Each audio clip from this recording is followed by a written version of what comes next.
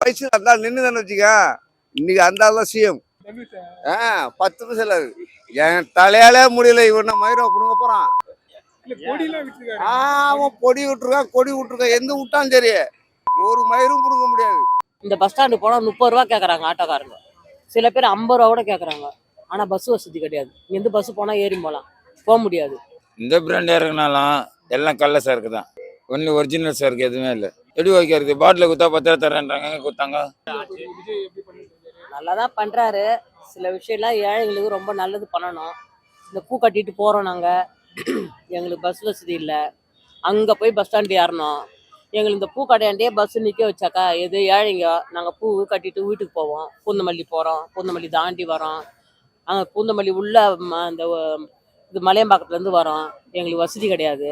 அதனால் இந்த பஸ்ஸுக்கு 30 ரூபா இங்கேருந்து கொடுத்து நாங்கள் போனோம். கட்டுறது 20 ரூபா. பூ கட்டினோம்னா 30 ரூபா. நாங்கள் எங்கே கொடுத்து போக முடியும்?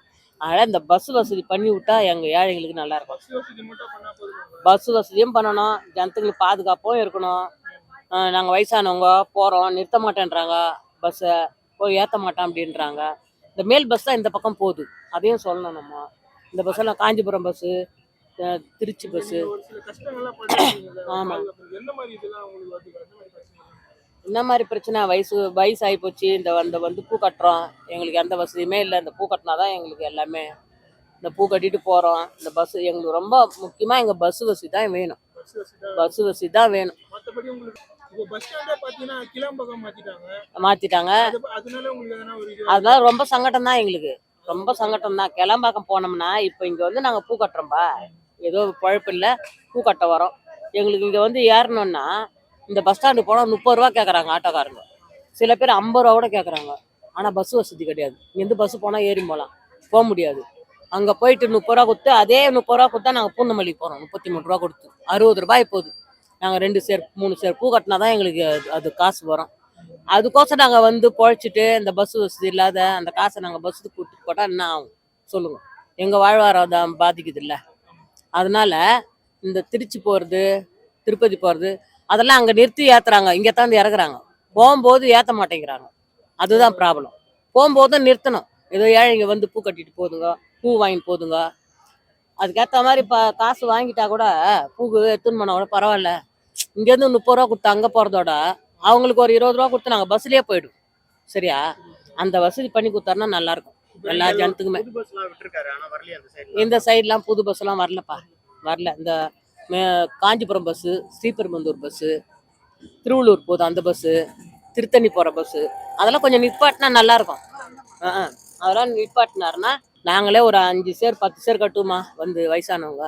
அதில் நாங்கள் ஆளுக்கு 100 ரூபா கொடுத்துட்டோம்னா நாங்கள் எப்படி சாப்பிட்றது, என்ன பண்ணுறது? அங்கே இருந்து ஓடி வரோம். ஒரு 10 ரூபா கிடைக்குமான்னு தான். கரண்ட்டு கட் ஆகுது. எல்லாம் ஒரே பக்கத்தில் பார்க்க முடியாதுப்பா. ஆட்சிக்கு வந்தாங்கன்னா அவங்களே குறை சொல்ல முடியாது. அதுல இருந்த இதெல்லாம் பார்த்து தான் அவர் வெளில வர முடியும் இல்லையா? அவர் முதல்வராக வந்துட்டாரு, இப்படி குறை சொல்லிட்டாங்க, இதெல்லாம் பண்ணிட்டாங்கன்னா சொல்ல முடியாது. கொஞ்சம் கொஞ்சமாக தான் அவர் வந்து எல்லாத்தையும் பார்த்து செய்யணும்.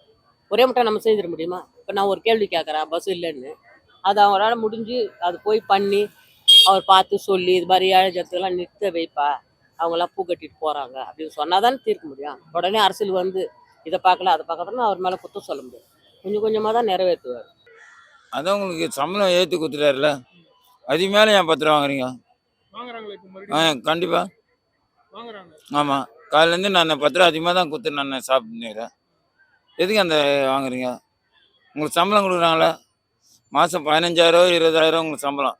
இதுக்கு மேலே 10 ரூபா எக்ஸ்ட்ரா வாங்குறீங்கன்னா ஒரு நாளைக்கு 10,000 எடுத்துன்னு போகிறீங்க உள்ளே வேலை செய்கிறீங்கள. இதுக்கு மேலே உங்களுக்கு என்ன வேணும்? 11,000மா கொடுக்குறாங்க. நீ ஒரு நாளைக்கு 10 ரூபா அதிகமாக வாங்குறேன்னு எவ்வளோ சம்பாதிக்கிற? இந்த ஒரு ஓன்ஸில் ஒரு வேன் சருக்கு ஓடுது ஒரு நாளைக்கு. அதோட கேஸ் எவ்வளோ இருக்கும்? கொஞ்சம் பிரச்சனை. சுமார் சிம்பிளாக ஒரு 10,000 எடுத்துங்க. வேலை சேர்த்து 3 பேர், ஒரு ஏஜென்ட்டுக்கு ஒரு 4 ரூபா போனால் 3 ரூபா நிற்குது. மாதம் அது எவ்வளோ ஆகுது? 5,000 ஆகுது. 30,000. இதெல்லாம் யாருக்கு? இது மேலே சம்பளம் உயர்த்தி கேட்டுன்னா என்ன அர்த்தம்? எப்படி வைக்கிறது? பாட்டில் கொடுத்தா 10 ரூபா தரேன்றாங்க. எங்கே கொடுத்தாங்க? ஆமாம். பாட்டில் ரிட்டர்ன் பண்றதுக்கு ஒரு மாதிரி ஒரு மிஷின் வந்திருக்காங்க, அதை பாத்தீங்களா அப்படி? அது வரைக்கும் பார்த்ததில்ல. அதுவும் பாத்தீங்க. பார்த்ததில்ல. இது வரைக்கும் தெரியாது. இது வரைக்கும் நான் கேள்விப்பட்டதில்லை. இப்ப புதுசா நிறைய பிராண்ட்லாம் இறக்குறோம் அப்படின்ற மாதிரிலாம் சொல்லியிருந்தாங்க, அதெல்லாம் இந்த பிராண்ட் இறக்குனாலும் எல்லாம் கள்ள சரக்கு தான். ஒன்லி ஒரிஜினல் சரக்கு எதுவுமே இல்லை. என்ன இங்க மட்டும் தான் நடக்குதா இல்ல எங்க நடக்குது? ஆல்ரவுண்டில் நடுது, தமிழ்நாட்டு ஃபுல்லாக நடுது. இது தட்டி கேட்குறது ஆள் இல்லை. குடிக்கப்பட்ட மனுஷன் இருக்கானுங்க. இப்போ அதிகமாக லேடிஸுக்கு தான் அதிகமாக குடிக்கிறாங்க. ஆம்பளைங்களும் திருந்தி கிடக்குறானுங்க. எதுக்கு? எதுனா 6,000 ஏற்றுறாங்க. எதுக்கு? அப்படியா? அப்போ ஆஸ்பத்திரியில் அவங்க பார்த்துக்கோங்களா? நான் குடிக்கலாம், எனக்கு வலி போடுறோம், எனக்கு இஷ்டு போயிடும், எனக்கு வலி போடுறோம், இஷ்டு போயிடும். என்னோட ட்ரீட்மெண்ட் யார் பார்க்குது சொல்லுங்கள்? நான் ஒரு ட்ரிங்க்ஸ் அடிக்கலாம், ஒரு அவுன்ஸ் போடலாம், எனக்கு கொஞ்ச நேரத்தில் வலி வந்து ஊந்துருவேன். என்னோட பாதுகாப்பு என்ன சேர்த்து? நான் ஆள்கால் ஃபுல்லாக ஊறிச்சு. அதோட பாதுகாப்பு நீ அதுக்கு முன்ன ரெடி பண்ணு. ஆரம்பத்தில் அது பண்ணிடலையே, உள்ளே ஊறிச்சுல. இப்போ திடீர்னு வந்து நீ இட்லி சாப்பிட சட்னி சாப்பிடுன்னா நான் எப்படி சாப்பிட முடியும்? யாரு காரணம் இல்லை, முன்னாடி இந்த அரசு அரசாங்கம் இல்லை. அது திறந்து வச்சது அப்போ தப்பு. அந்த அந்த கண்ட்ரோல் அப்போலேருந்து இருந்திருந்தா தானே நல்லா இருந்திருக்கும். வயசு அந்த ஆள் நின்றுதானே வச்சுக்க. இன்னைக்கு அந்த ஆள் தான் சிஎம்.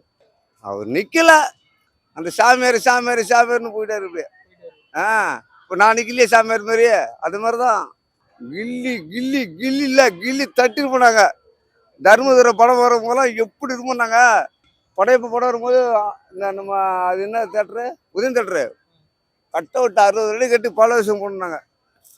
அந்த அளவுக்கு நீங்க தலைவர் ரஜினி ஃபேன் இல்லை, ஒரு படம் நான் தவறுனது. அதே மாதிரி விஜய் படம் ஒரு படம் கூட தவறு. எல்லா படமும் பார்த்துருக்கேன். அவன் ஃபர்ஸ்ட் நடிச்சு நாளை திருப்பி வரைக்கும் பார்த்துருக்கேன். குளத்தூர் தொகுதியில் வந்து ஸ்டாலின் நிற்கிறான்னு சொன்னாங்க. ஸ்டாலின் நின்று விஜய் நிற்கிறான்னு சொன்னாங்க. ஜெயிக்க முடியுமான்னு கேட்டாங்க. நான் சொன்னேன் இந்த இடத்துல வெற்றி உனக்கே அப்படின்னு. ஜெயிச்சானா இல்லையா? இந்த இடத்துல அந்த அந்த பாவங்கார வீட்டில் ஜெயிச்சானா இல்லையா? எல்லாம் அந்த ஒயின் ஷாப்பில் கேட்டாங்க, எங்கெங்கே கேட்டாங்க என்ன. அவ்வளோ ஒரு முதலமைச்சர் தோக்கடிச்சிட்டு ஜெயிச்சு வந்தானா அவன் இவ்வளோ பெரிய ஆளு. ஆனா அந்த மாதிரி அந்த ஆளெல்லாம் மொக்கடிக்க கூடாது. வேற எல்லாம் மொக்கடிச்சிருக்கலாம், அந்த ஆளெல்லாம் மொக்கடிக்க கூடாது. இந்த அம்மா தூண்டுலேருந்து அரசியல் இருந்து அவளை வளர்ந்து எவ்வளோ கஷ்டப்பட்டு எவ்வளோ அடி வாங்கி எவ்வளோ ஜெயிலுக்கு போய் அந்த மாதிரி வந்த மனுஷனை ஒரே நேரத்தில் அப்படி கவுத்துட்டாங்க பாரு. அதுக்கு என்ன காரணம்னா அவருக்கு தான் தெரியும், இவங்களுக்கு தான் தெரியும், எனக்கு என்ன தெரியும். நானா உட்காந்து கைது போடுறோம் போய். அதெல்லாம் நமக்கு தெரியாது. ஆனா மொக்க அடிச்சு வர்றதுக்கு ரொம்ப கஷ்டம். ஆனா வந்துட்டான், என்ன போகுது எங்களுக்கு தான் கிடைச்சணும். ஆமா, பிளாக்ல சரக்கு ஓடல. இப்போ ஒயின்ஷா ஊட்டிட்டாங்க, டக்குன்னு தர்றாங்க, டக்குன்னு விடுறாங்க. தந்தாங்களே இப்ப 4:30 மணிக்கு 3 5:30 மணிக்கு தந்துருக்கான்.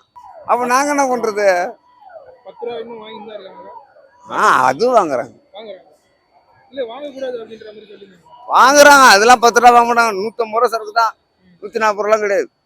150 ரூபா விற்கிறவங்க வாங்கல. பாட்டிலுக்கு 5 ரூபா 10 ரூபா ஊர்ல வாங்க கொடுக்குறாங்க. ஊர் நாட்டுல தர, எங்க ஊர்ல தராங்க, இங்க கொடுக்க மாட்டாங்க. தனுஷ் வரன்றாரு, அரசியல் வரன்றாரு. அது அவருக்கு எந்த மாதிரி இருக்கு? 10 பைசா ஒரு செல்லாது. யாரு தனுஷா? 10 பைசா செல்லாது. என் தலையாலே முடியல, இவன் மயிரம் புடுங்க போறான். அவன் பொடி விட்டுருக்கான், எந்த விட்டான் சரி, ஒரு மயிரும் புடுங்க முடியாது. எங்களாலே முடியல, இவன் என்ன கொடுக்க போறான், ஒரு மயிரும் கொடுக்க முடியாது அவனால. கண்டக்டர் பையன் அவன், இவன் கண்டக்டர், அவன் அப்பன் டிரைவரு, 2 பேர் சேர்ந்து என்ன மயிரை புடுங்க போறான். இவன்ல ஒன்னும் புடுங்க முடியாது. இல்ல நான் இல்ல, இந்த பைப் வச்சு ஊதின ஊரா வாங்கல. டிராபிக் போலீஸுக்கு 12 மணிக்கு நான் ஒயின் ஷாப் போவோம் நாங்கள். அப்போ அந்த ஊத சொல்லுவாங்க, அந்த பைப் வச்சு சரக்கு அடிக்கிறேன்னு.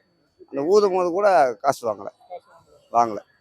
போதை இருந்தால் கேஸ் போட்டு பில்லு கொடுத்து அனுப்பிட்டாங்க. பண்ணதே இல்லை.